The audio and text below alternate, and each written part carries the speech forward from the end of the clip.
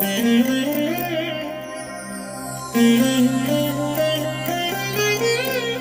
దినం పరము నుండి దిగివచ్చు మాట, ఇది నీ జీవితానికి వెలుగుల బాట. నీ ఒడిలో ఉంచబడిన దీవెనల మూట, అద్భుతాల ఆనంద ఊట. మార్చి 5 సంవత్సరమంతా మీరు బైబిల్ చదివి ముగించడానికి ఈరోజు మీరు చదవవలసిన లేఖన భాగం ఉదయం సంఖ్యాకాండము 34, 35 మరియు 36 అధ్యాయములు. సాయంత్రం మార్కు సువార్త 9వ అధ్యాయము 30 నుండి 50వ వచనం వరకు.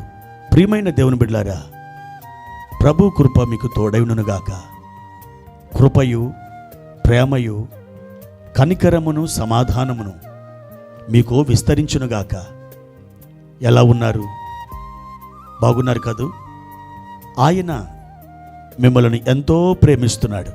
ఆయన ప్రేమ కలిగిన దేవుడు.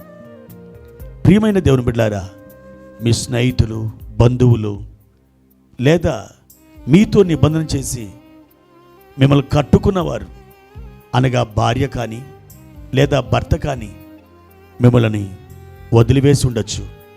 కానీ సిలువలో నీ కొరకు ప్రాణం పెట్టిన దేవుడు నిన్ను ఈరోజు వరకు కూడా విడవలేదు. ఆయన నిన్ను జ్ఞాపకం చేసుకుంటున్నాడు. ఆయనకి నీవు కావాలి. నువ్వంటే ఆయనకి చాలా ఇష్టం. క్రీస్తునందు దేవుని బిడ్డ, ధైర్యం తెచ్చుకొని ప్రభు కృపలో నీవు ఆనందించు. ఈ దినం దేవుడు మనకు ఏర్పాటు చేసిన వాక్య భాగాన్ని చదువుకుందాం. లూకా సువార్త 12వ అధ్యాయము 24వ వచనం. కాకుల సంగతి విచారించి చూడుడి. ప్రియమైన దేవుని బిడ్డలారా, ఎప్పుడైనా ఈ వాక్యాన్ని మీరు ఆలోచించారా? ప్రభువైన యేసుక్రీస్తు వారు సాక్షాత్తు తన వాంగ్మూలంతో ఈ మాట చెబుతున్నాడు. కాకుల సంగతి విచారించి చూడుడి. ఆయన ఈ మాట ఎందుకు అనవలసి వచ్చింది? అనేక మంది లోకపు ఆస్తుల కొరకు, అంతస్తుల కొరకు, ధనము కొరకు, వస్త్రాల కొరకు, ఆహారం కొరకు ఆలోచిస్తూ అవి మాకు చాలా ముఖ్యమైనవి, అవి మాకు కావాలి అంటూ వారు ఈ లోకంలో ప్రయాసపడుతున్నారు. అందుకని ఆహారం కంటే ప్రాణమును, వస్త్రం కంటే దేహమును గొప్పవి కావా? కాబట్టి మీరు ఏమి తిందుమో, ఏమి త్రాగుదుమో, ఏమి ధరించుకుందుమో అని మీరు చింతపడవద్దు. ఒకసారి మీరు కాకుల సంగతిని విచారించి చూడండి. అవి విత్తవు, కోయవు, కొట్లలో కూర్చుకొనవు. కానీ పరలోకపు తండ్రి వాటిని ఎంతో అద్భుతంగా పోషించుచున్నాడు. మీరు అనేకమైన పక్షుల కంటే శ్రేష్ఠులు కారా అని మాట్లాడుతున్నాడు. అవును ప్రియమైన దేవుని బిడ్డలారా, మనం ఆకాశ పక్షుల కంటే శ్రేష్టమైన వారం. వాటికి ఒక మార్కెట్ లేదు, వాటికి ఒక భూమి లేదు, అవి సాగు చేయవలసిన అవసరం లేదు, భూమి దున్నాల్సిన అవసరం లేదు, పంట చల్లాల్సినటువంటి అవసరం లేదు, వాటికి కొట్లు లేవు, గరిసెలు లేవు.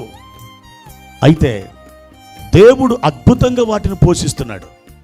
మరి వాటినే ఆ విధంగా పరలోకపు తండ్రి పోషిస్తున్నప్పుడు వాటికంటే శ్రేష్ఠులైన మిమ్మల్ని ఆయన పోషించడా అని ప్రభు ప్రశ్నిస్తున్నాడు. తప్పకుండా ఆయన పోషించగలడు. అయితే ఈ దినాన ఒక 3 సంగతులు మనం ఆలోచన చేయబోతున్నాం. ప్రభు వారు అన్నారు, కాకుల సంగతి విచారించి చూడుడి అని. అవును దేవుని బిడ్డలారా, ఆదికాండంలో మనకి ఒక కాకి కనబడుతుంది. ఆదికాండం 8వ అధ్యాయము 6, 7 వచనాలు. అక్కడ నోవహ్ ఆ ఓడలో నుండి ఒక కాకిని వెలుపలకు పోవిడిచాడు. ఎందుకు? భూమి మీద నీళ్లు తగ్గినవో లేవో తెలుసుకోవడానికి. అంటే ఒక ఉద్దేశం, ఒక పర్పస్. దాని కొరకు ఒక కాకిని వెలుపలికి విడిచిపెట్టాడు. అయితే బైబిల్లో ఏమి రాసిందంటే ఆ కాకి వెలుపలికి వెళ్ళి ఇటు అటు తిరుగులాడుచు ఇక అక్కడే ఉండిపోయిందట. ఎంత మాత్రం కూడా నోవహు దగ్గరికి ఆ ఓడలోనికి ఆ కాకి రాలేకపోయింది.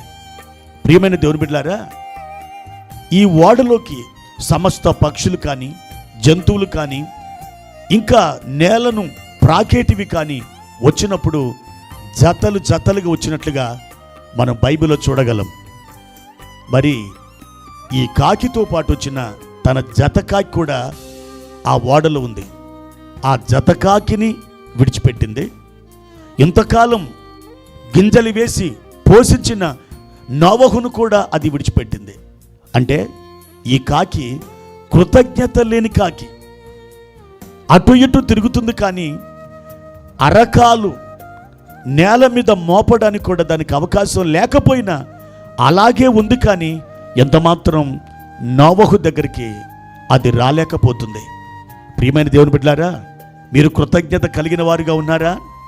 మీకు సహాయం చేసిన వారిని లేదా మీ భాగస్వామిని, మీ యొక్క స్నేహితులను మీరు ఎవరి ద్వారా ఉపకారాలు పొందారో, సహాయం పొందుకున్నారో వారిని జ్ఞాపకం చేసుకుంటున్నారా?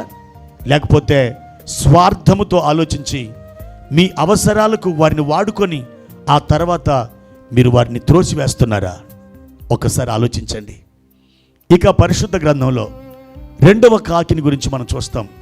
యోబు గ్రంథం 38వ అధ్యాయము 41వ వచనంలో కాకి పిల్లలు ఆహారము లేక దేవునికి మొరపెట్టినప్పుడు కాకికి ఆహారం సిద్ధపరచగలవాడు ఎవడు అని అక్కడ రాయబడింది.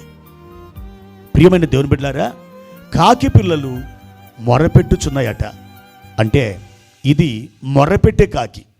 ఈ కాకి ద్వారా దేవుడు నేర్పిస్తున్న పాఠం ఏంటంటే, నా బిడ్డ, నీ అవసరముల కొరకు, నీ యొక్క కార్యముల కొరకు, నీ అక్కర్ల కొరకు, ఇతరులకు నువ్వు ఆశీర్వాదకరముగా ఉండుట కొరకు నీవు నా సన్నిధిలో మొరపెట్టు వాడవుగా లేదా మొరపెట్టు దానవుగా ఉండాలి అని ప్రభు కోరుతున్నాడు. అవును దేవుని బిడ్డ, మనం మొరపెట్టే వారముగా ఉండాలి. ఎందుకనంటే మన మొరలకు ఆయన జవాబును ఇవ్వాలని ఎంతో ఆతృత కలిగి ఉన్నాడు. ఈ ఉదయకాలం ప్రభు సన్నిధిలో నీవు మొరపెట్టు, కన్నీరు విడువు, అంగలార్చు. తప్పకుండా దేవుడు జవాబును నీకు దయచేస్తాడు. మనం నిరంతరం మొరపెడుతూ ఉండాలి. ఆయన ఏ ప్రార్థనను త్రోసివేయడు. ఒకవేళ నీ ప్రార్థనకు కొన్నిసార్లు నో, లేదు, కాదు ఆయన చెప్పవచ్చు, కానీ అది గొప్ప జవాబే. ఎందుకనంటే అలా జవాబు ఇవ్వకపోవడం అనేది నీవు మేలు పొందుకోవడానికి, నీవు ఆశీర్వదించబడ్డానికి, నీవు ప్రశాంతంగా జీవించడానికి అదొక కారణం కావచ్చు. కనుక మొరపెట్టు, మొరపెట్టు, ఇంకా మొరపెడుతూ ఉండు. ఇక మూడవ కాకి, మొదటి రాజులు 17వ అధ్యాయము 5-6 వచనాలు. ప్రవక్త అయినటువంటి ఏలియాకి దేవుడు అద్భుతమైన ఆహారం అందించడానికి ఆయన ఎన్నుకున్న, ఏర్పరచుకున్న ఆ పక్షులు కాకోలములు, అంటే కాకులు అని మనకి అర్థమవుతుంది. ఉదయమందు అస్తమయమందు రొట్టెను మాంసమును తీసుకుని వస్తున్నాయి. ప్రియులారా, ఏ కాకి అయినా ఒక రొట్టె ముక్క దొరికితే, ఒక మాంసపు ముక్క దొరికితే అల్లకల్లోలం చేసేస్తాయి. తినివేసిన ఎంగిలి విస్తరాకుల్ని ఆ కాకుల గుంపు అస్తవ్యస్తం చేస్తాయి. కానీ ఇక్కడ కాకుల గుంపు కెరీతు వాగు దగ్గర ఉన్న ఏలియా దగ్గరకు వస్తున్నాయి. తమ నోటిలో రొట్టెలు, తమ నోటిలో మాంసపు ముక్కలు పట్టుకొని వస్తున్నాయి. కానీ ఎంత మాత్రం అవి తినడానికి ఇష్టపడతలేదు.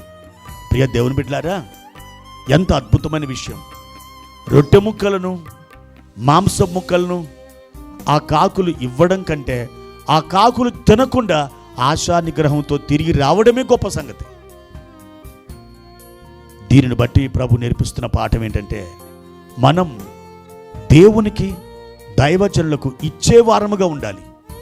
ఆయన మన కొరకు నియమించిన ప్రతి అర్పణం మనం చెల్లించాలి. అది కృతజ్ఞత కానుక కావచ్చు, అది మ్రొక్కుబడి కానుక కావచ్చు, లేదా అది దశమ భాగం కావచ్చు. అది ఏదైనప్పటికీ, అది ప్రథమ ఫలం కావచ్చు. మనం దేవునికి ఇచ్చే వారముగా ఉండాలి.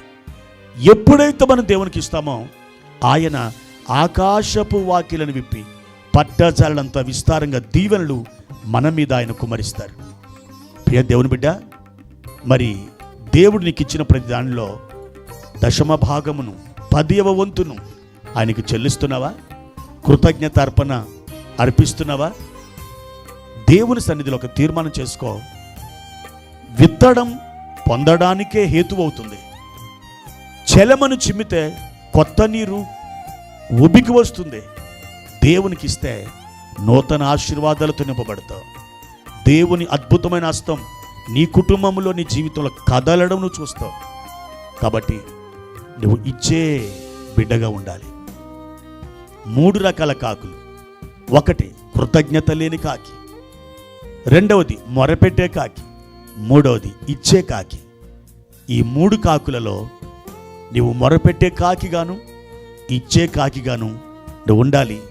అలా ఉండడానికి దేవుడికి సహాయం చేయనుగాక. ప్రార్థన.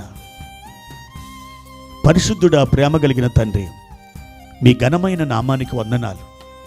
ఈ ఉదయకాల సమయంలో ప్రభువా, మీరు కాకుల సంగతి విచారించి చూడుడి అని మాతో స్పష్టంగా మాట్లాడుచున్నారు. మా తండ్రి, మీ వాక్యము ద్వారా మమ్మల్ని సంధించినందుకై వందనాలు. ప్రభువా, మేము ఎడతెగక మొరపెట్టే వారముగా, నిరంతరం మీ సన్నిధిలో ప్రార్థించు వారముగా మేము ఉందుముగాక. నాయనా, మొరపెట్టినప్పుడు మా మొరలు ఆలకించే దేవుడవు. నాయనా, ఎన్నో జవాబులు మాకు దయచేయు దేవుడవు. అట్టి జవాబులను పొందడానికి మేము మొరపెట్టే ఆత్మ కలిగిన వారమై మీ సన్నిధిలో వేచి ఉండడానికి సహాయము చేయండి.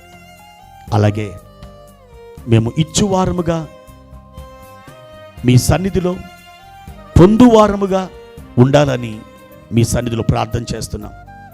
ఎన్నోసార్లు ఇవ్వక మా చేతులు బిగబట్టి ముడుచుకొని ఎన్నో నష్టాల పాలైనాం. తండ్రి, మీ ఆదేశం ప్రకారం, మీ వాక్యానుసారంగా మేము ఇచ్చి పొందడానికి సహాయం చేయమని యేసు నామములో అడిగి వేడుకుంటున్నాము తండ్రి. ఆమెన్.